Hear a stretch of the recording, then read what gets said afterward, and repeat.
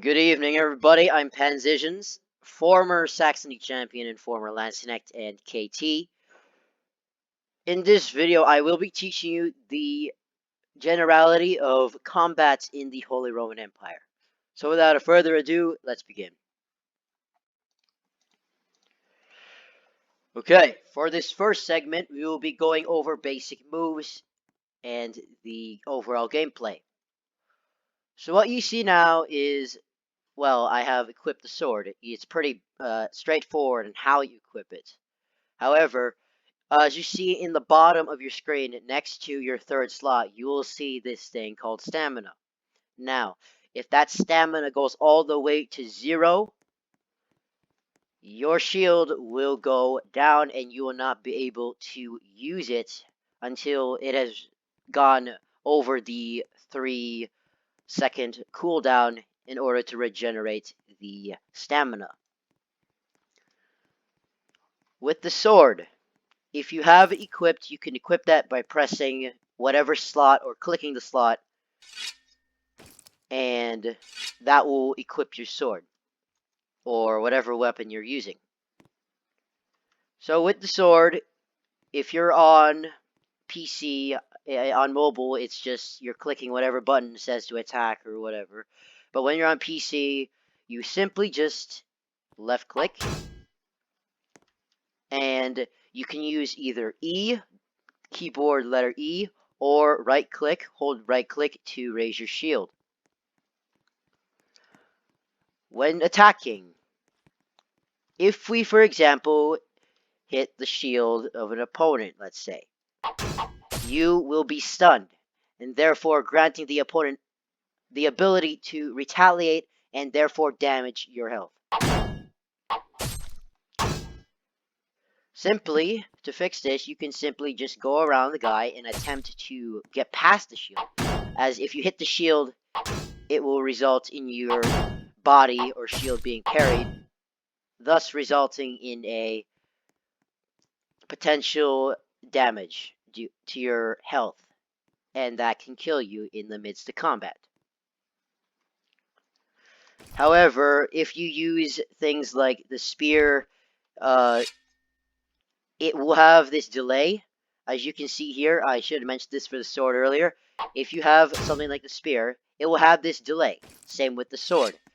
If you, for example, hit here, and I just turn my body, like this again, since you see here, the sword is not even hitting the guy, right?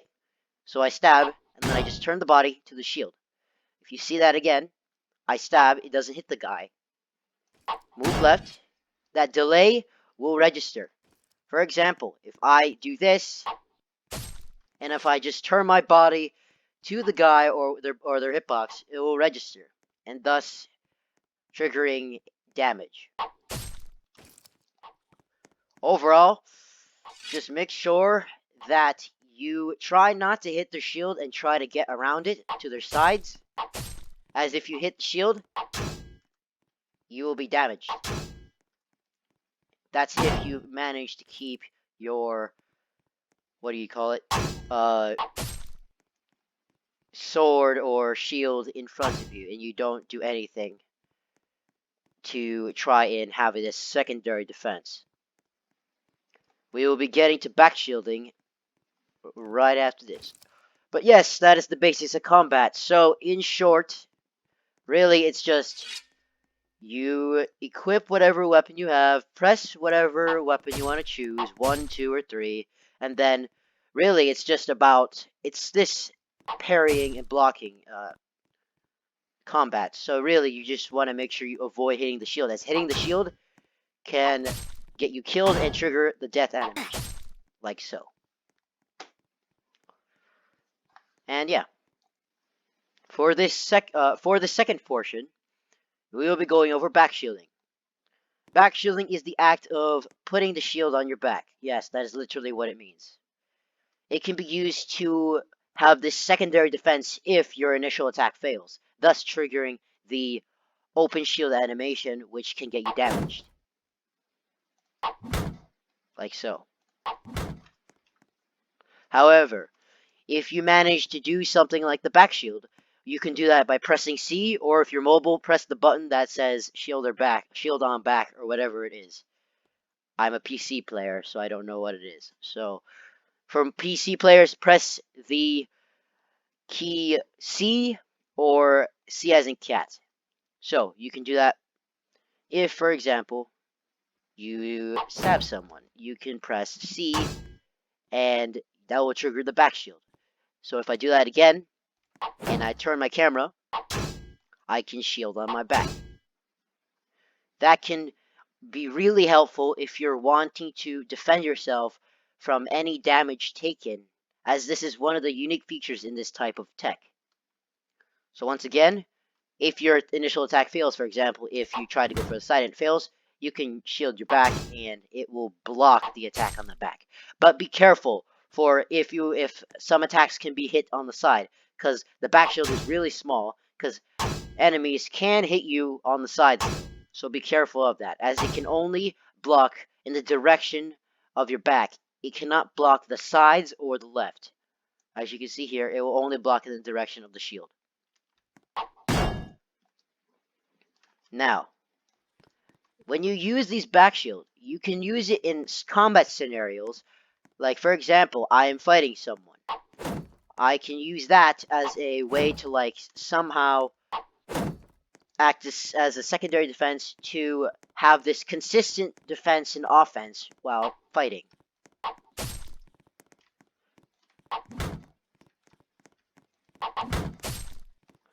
It doesn't work all the time, but when used, it will provide this sort of, what is it called?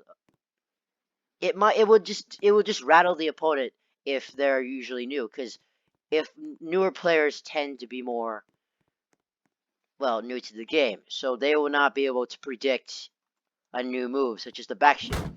Thus, using it can trigger new players off guard, most notably the horrid laybags and Imperials that have plot armor. Okay, for this third portion, we will be going over outnumbered tactics and what you should be doing, or what I recommend you should be doing when fighting outnumbered. I'll distinct myself with Imperial Chainmail to make it more distinct. So, in the case you are fighting outnumbered, for example, you are in a 2v1 in a practice raid or battles against nation versus nation, there's chances that you will be alone and that you will need to fight 2 or more opponents off at the same time. Just note that as long as you live, you'll be okay. However, if you want to win the fight, well, that can be reserved for another day. What this is going to teach you is how to survive in these scenarios. What you want to do is, of course, due to this tech, you have unlimited sprint. So, of course, well, you can run away. However, my tactics suggest here, for example, if they both come at me, if these opponents are coming at me, they're coming at me, and that they are encircling me, I can try to somehow bait into going into one guy and then going to another guy. For example, I bait into this guy, pretending, and then I go to this other guy. So I go here, and then I go here, to try and disorient the opponent.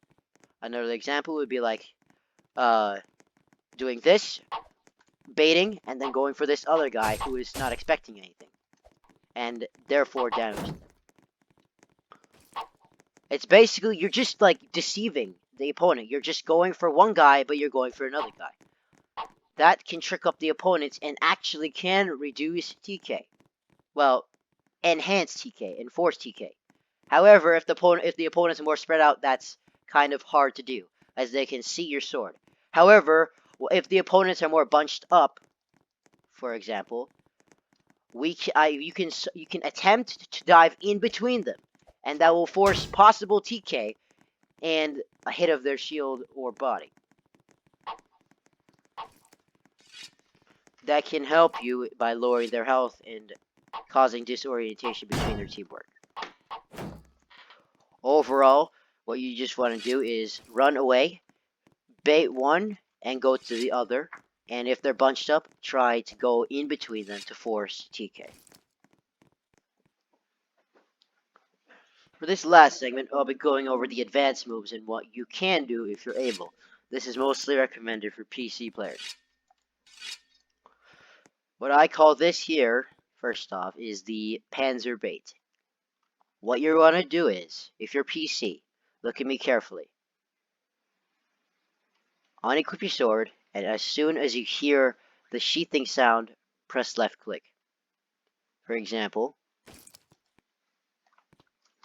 don't do it early like this. You want to make sure you do it later like this.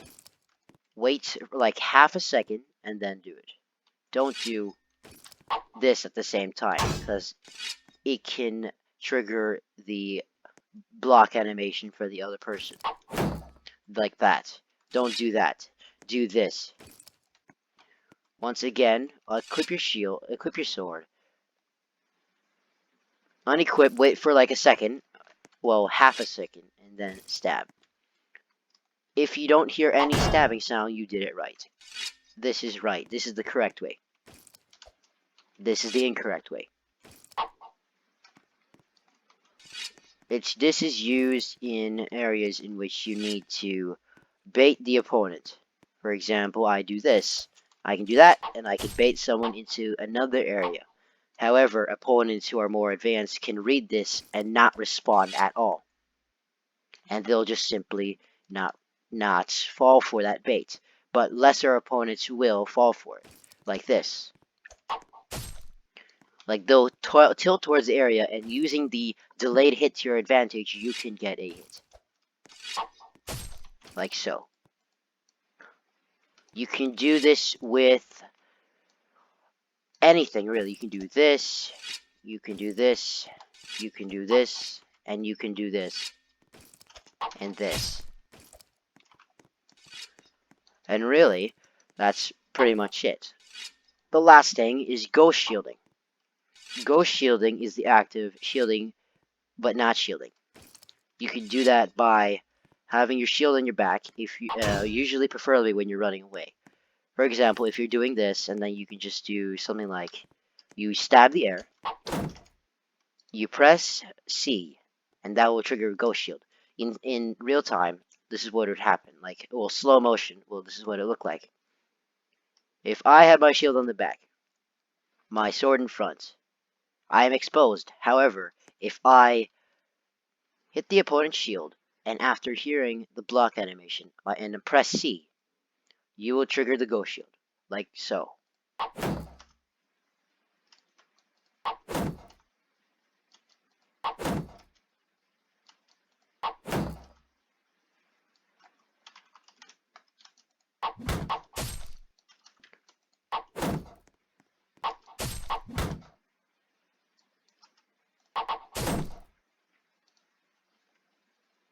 Right, that's how the motion is going to be. However, this is what it looks like.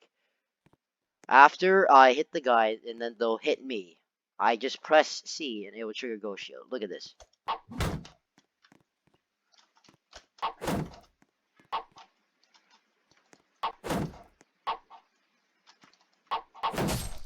Okay. Okay, let's move on to this guy. Alright, can you do it? So it looks something like this. Again. Look again. One more time. And another. Okay. That's how it is. That's ghost shielding. So really, it's just having your shield in your back, sword front, stabbing, wait for the parry, press C, and hold right click. And that's it, really. And so, we conclude our basic HRE combat. Now, this is not the greatest video, but if you listen, well, I guess you can comprehend it. And this was made in the evening, so I cannot form words as easily. So, yes, that is basic HRE combat and some advanced moves. I will be having a text version of this in the future, so it's easier to understand. But right now, this is how you do it. This is the basics. So yeah, have a good day.